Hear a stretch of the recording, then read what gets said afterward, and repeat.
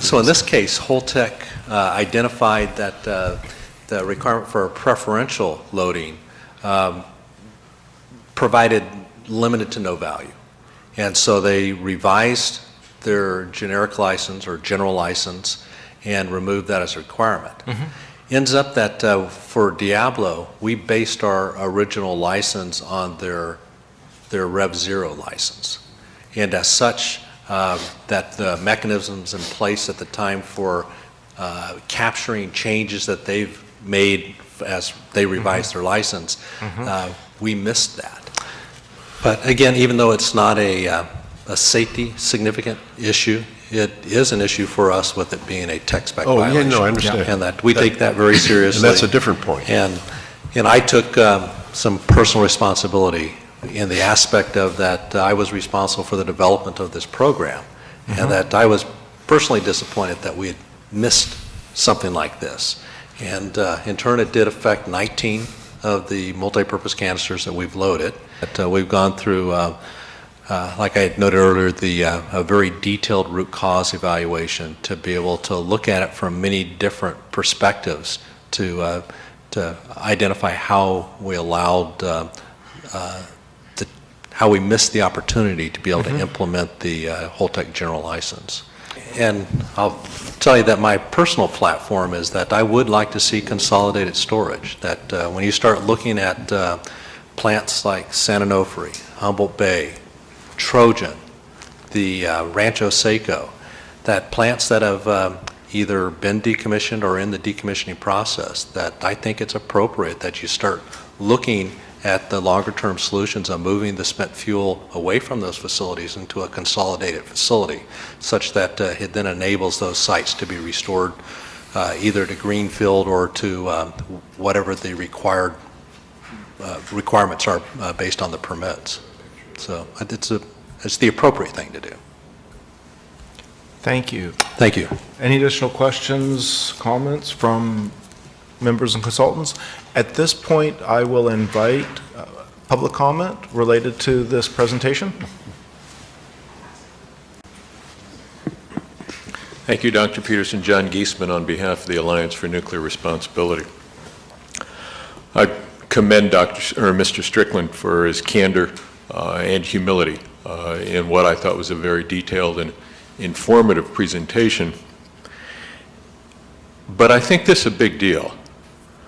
And it is a lower profile spent fuel equivalent of the old diagram reversal problem that beset the plant at construction. We were able to work around it. Doesn't appear to be any material safety consequence, at least in the foreseeable future. But it's a severe undermining of public confidence in the level of meticulousness applied to following the tech specs, attention to detail. Now, as I think all of you know, this was never supposed to be the utilities problem. You know, back in the day, the federal government was going to pick up the spent fuel from the pools directly. As we have transitioned in all of our plants, that they will be spending, in all likelihood, the great majority of their service lives as waste storage facilities, not as generating facilities. This kind of problem, when put on the utilities' backs, is something that I think the public should be very, very concerned with. And you speak of the political problems of arriving at a interim storage solution on a consolidated basis, let alone a permanent repository. It is these confidence undermining mistakes that make those political problems loom quite a bit larger. I want to follow up on a couple of the things that Mr. Strickland and Dr. Peterson said. We call, and I come at this from the experience of the San Onofre decommissioning proceeding. We call these things multi-purpose canisters, but it's my impression that the DOE has never certified a cask for transportation purposes. And Southern California Edison identified that as still another potential glitch. They're assuming they can transport their spent fuel at some happy day in the future away from the plant in the existing cask, but federal government has not yet clarified whether that will be the case or not. And I wanted to That's ask, correct. is that true? Yes, my recollection was that the aborted Yucca Mountain process, the whole process included that as a later step after the repository was to be approved, which of course stopped. So they didn't get to it. That's my impression, and they were going to get to it on some schedule that didn't happen. I don't know the answer. I know that these canisters were engineered with the capability to transport them in mind, but translating that into a licensed system and process for doing that probably doesn't exist. Now, I see, actually, let's finish the comment, and then this is something that we should dig into. Well, I'm not going to swear up and down that I'm absolutely sure, but I remembered that the Department of Energy had the Yucca Mountain project. Correct. Had a branch that was worrying about that, and they were in the process, and then, of course, the whole thing just died. Right, and moreover, we know that things So are more that we- complicated at Diablo because you have no rail access. Well, So wait, you're- at the time, and I remember going to a public hearing about this, but it would have been in 2003 or something, a long time ago. About 10 or so of our sites required truck transport to the railhead. Yeah, Humboldt Bay. We among them, here, we being right here. And that was all part of the, System configuration. no, and there was a quite, if you don't mind my saying, financially expensive problem of taking it off of the truck and putting it, you first got to take it from the reactor to the truck, and then you got to put the truck onto the rail. I'd invite Jearl Strickland Jearl maybe must to know weigh more in a about little this. bit, just because this is an important topic. Yeah, thank you, John. So just a little bit of insight in that the licensing for the dry gas storage systems is all Part 72. For transportation, it's Part 71 license, and that Holtec has not provided a Part 71 license submittal for us to be able to apply to the NRC for our transportation. Because the whole thing was aborted at that time. So, but the key with it is that on Part 71 license gives you the ability to transport, but yet it does not address all the, I'll call it social aspects of transportation, such as being able to get permission and permits to be able to transport across public roads, railways.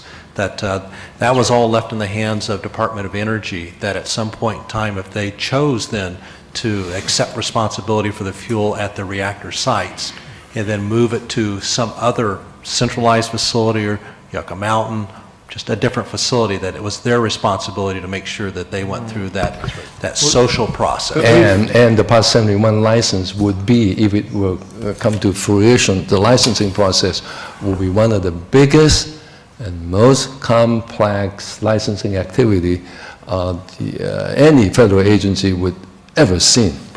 You have numerous participants. You're talking about a couple hundred groups. But John, I'm going to jump in front of you and say what you were probably going to say, which is that absent that, we are now in a legal, regulatory sense stuck without any even legal provisions for transportation, quite separate from arranging it. No, right? that's not completely correct. Well, go ahead. So DOE routinely transports spent fuel DOE from does. naval reactors. DOE does, but not from this.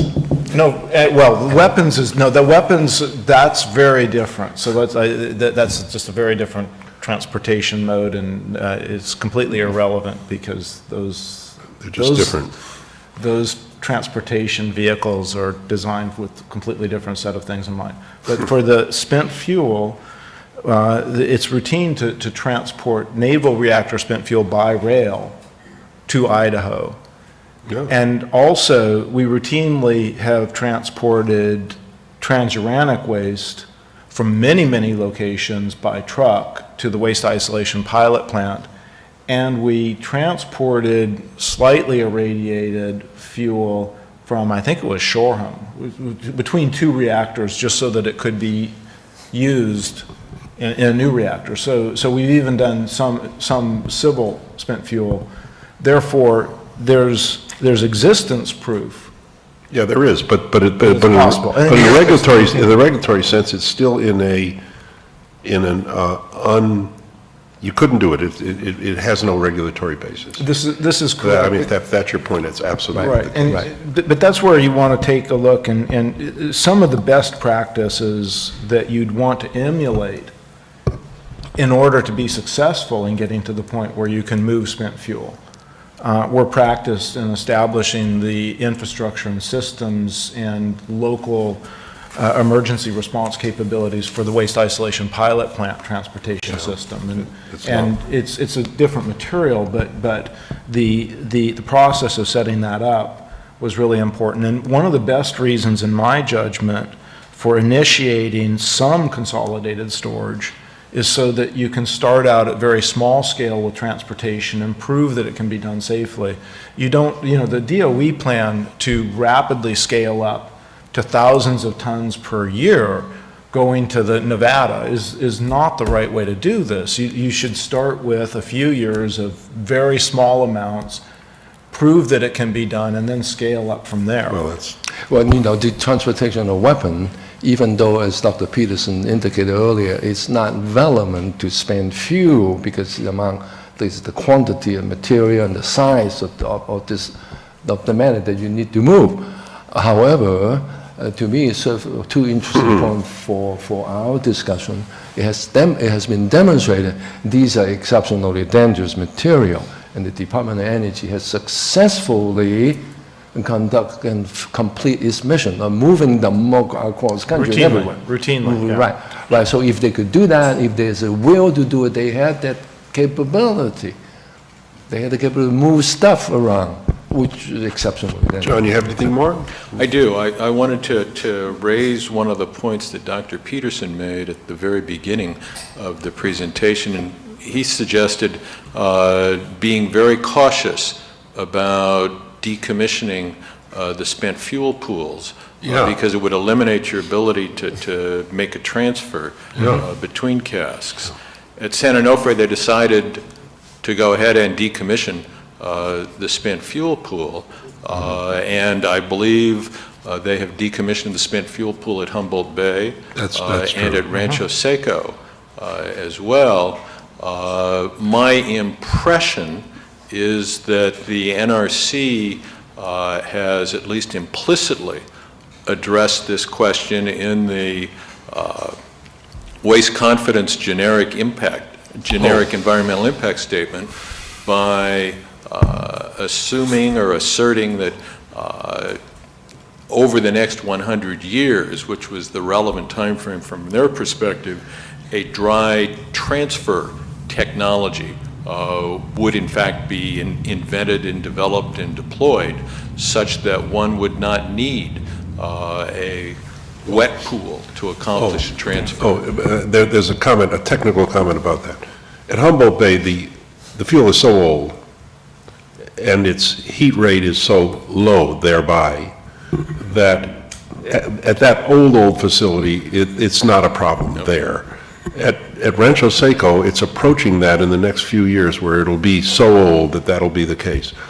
At San Onofre, that's going to be decades before, a couple decades before you really say no sweat at all. I mean, in other words, it's not where you just wouldn't have to worry about it because its heat rate is so minimal.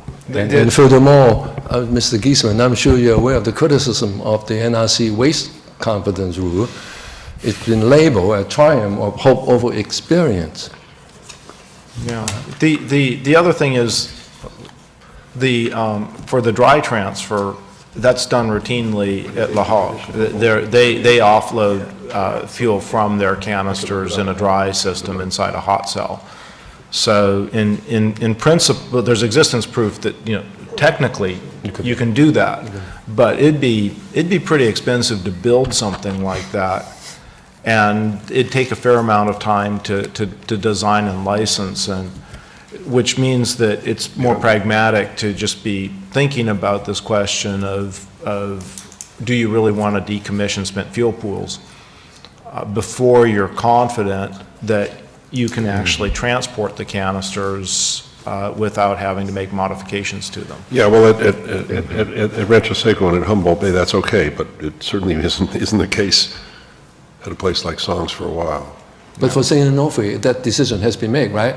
They will go to dry cast. That's Southern California Edison's They will decommission the pool. choice. I bet that's a part of the original economic analysis Yeah, and that was the basis for shutting the Sure, and plant. that leaves them with less The flexibility assumption that you'd be able to do all that than technically and save money. you'd like to have. Anyhow, Thank you very much. Thank you. Additional public comment. John, thanks for the comment. Thank you.